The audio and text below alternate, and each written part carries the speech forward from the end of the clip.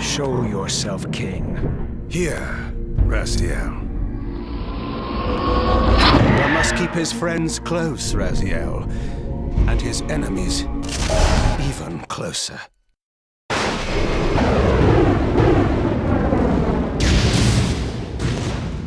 Welcome, time-span soul. I should kill you where you stand. Kain's very existence is a cancer upon this world. As long as he lives, all of Nosgoth is in peril. I intend to discover the truth behind all of this.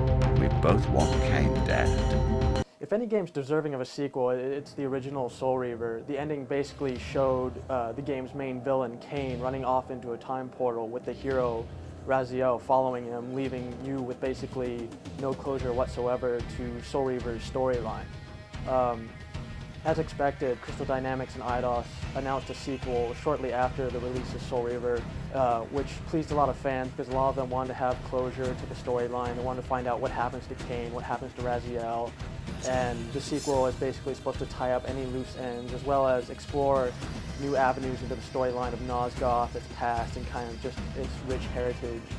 So the storyline once again follows Raziel as he pursues Kain through the time portal. Much like the first game though, he's pulled out of this like vortex by a wizard named Mobius, who's basically a human wizard that's able to manipulate time.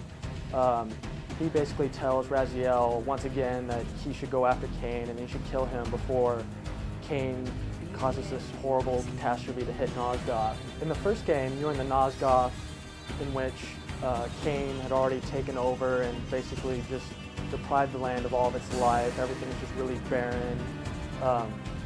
But in Soul Reaver 2, you're actually in the Nosgoth of the past, so the landscape is just really rich and vivid. There's all kinds of life. There's also humans walking around as opposed to the monstrosities you saw in the original Soul Reaver, which were variations on the whole vampire gothic theme. When you walk out of the first stronghold, you're basically bombarded with just this huge environment with all kinds of trees, bushes, really just lush scenery.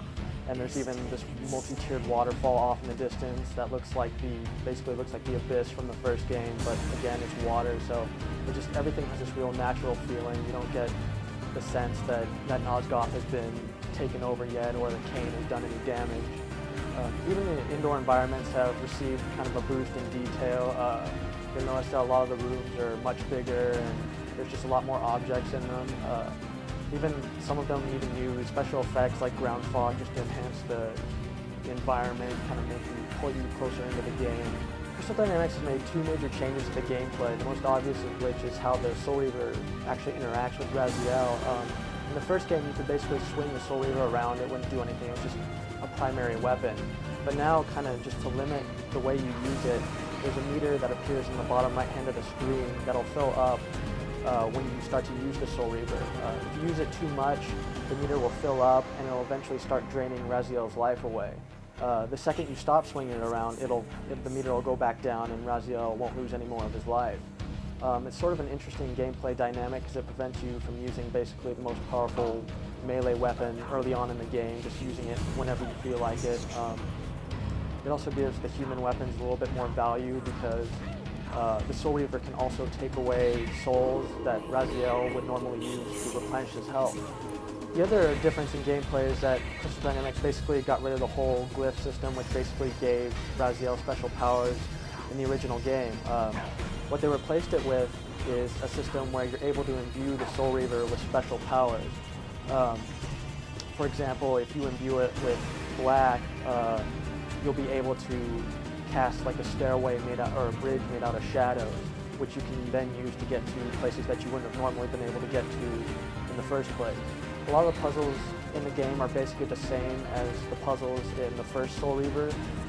They require that you know what levels look like in both the spectral realm and just the mortal realm, because there's changes when you shift between the two. Anyone familiar with the combat system in the original game should be able to jump into Soul Reaver 2's combat system right away.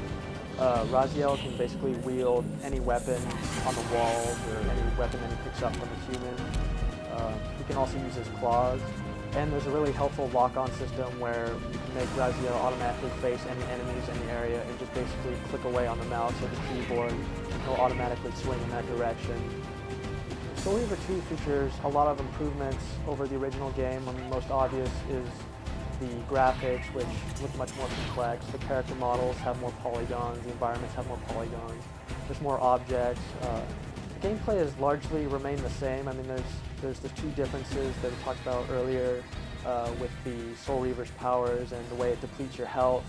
But generally, most of the puzzles you'll find were puzzles that were the same type of puzzles that were in the original Soul Reaver, and the combat's basically the same as it was in the original Soul Reaver as well. It's scheduled for release at the end of November.